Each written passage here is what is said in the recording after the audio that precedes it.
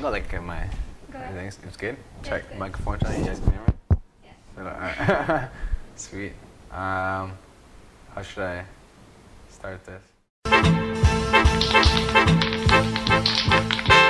My journey. Okay. Story time.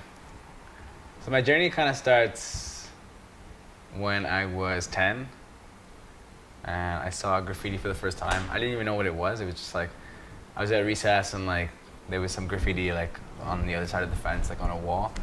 And yeah, I saw it and I like drew it into my book and I was like copying it and trying to like understand what it was. And then my older brother was doing graffiti at the time and like he saw my book. He's like, oh, like, you know, what is this? Like, what are you doing? I'm like, oh, I saw this and I copied it. He's like, oh, this is graffiti. I'll like show you how to do it. So he kind of took me under his wing and we did it for like about a year. Showed me a few things. And then he stopped and I don't know, I just kind of got addicted to it. And yeah, I started like going to the library and like I didn't have internet at home, so I'd go to like the library and pull out books and like try and like learn through like looking at old historical books of graffiti in New York and like the subways and like where it all started. And yeah, I ended up just like going up the train tracks and exploring abandoned factories and like sitting and like watching freight trains like drive by, and it was like this like a giant metal slideshow. It was like this glimpse of a moment. You can see something new and like different letters from different cities and different colors. And I lived in Hamilton at the time, so it's like hard to access even an art store in Hamilton. It was like non-existent, especially a graffiti store. So we would go to these train tracks and you would find like, I don't know, abandoned like cans, things that were left behind, and you would like just take these like treasures and like have like, you know, quarters of a can you can like tag your name with and stuff. So for spent from like 10 to like 13, so like 3 years just drawing it, consistently drawing it, learning about it, getting better at it. And then I started teaching my friends on my street. It's like, oh guys, like there's this thing called graffiti, like, you know, it's a part of hip hop and blah blah blah blah. And then just went and they just did it like illegally one night, and I was like, whoa, you can't do that. Like you're not good enough yet. You know, you have to like spend years in your books. They're like, nah, we're just gonna do it. I was like, all right, I'm coming with you then. So we started going out.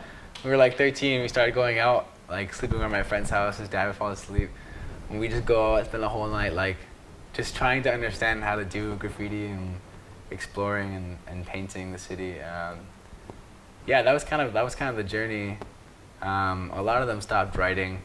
Writing is like another word for graffiti writing. Some of them got arrested. Just like some of them had kids. Like things just happened. Like life got involved, different interests. And yeah, when I moved to Toronto, I was like 16, and I was living in Rexdale, and I was like trying to figure out, like kind of, I don't know. I didn't know what direction I wanted to go into, like what I wanted to do really. But yeah, I met a guy named Javid, who was my mentor, my graffiti like teacher, coach, mentor guy. And yeah, he kind of took me under his wing. He had a graffiti project in a community center. I was going to the community center, and he's like, yeah, like he saw my potential. He saw I was really dedicated to it. And then from there to like, yeah, till now, it's just like consistently been working with Javid, painting as much as I can, like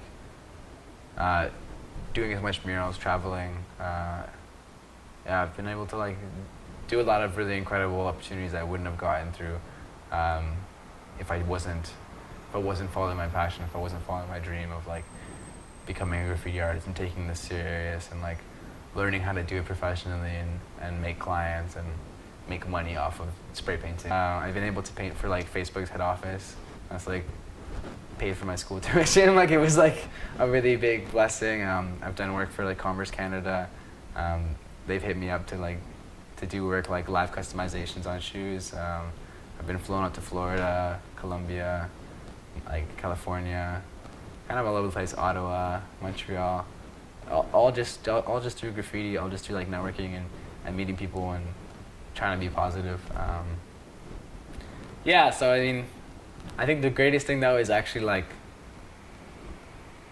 becoming an educator in the arts and becoming a person that can mentor youth the same way Javid kind of took me under his wing, to like start to teach and coach other kids. I'm like, hey man, you have this skill that you can scribble your name, and from this little scribble you can create something beautiful and something amazing. You can like have a full career in this if this is what you really love. Like, so that's probably like the greatest accomplishment for me, is teaching youth and stuff.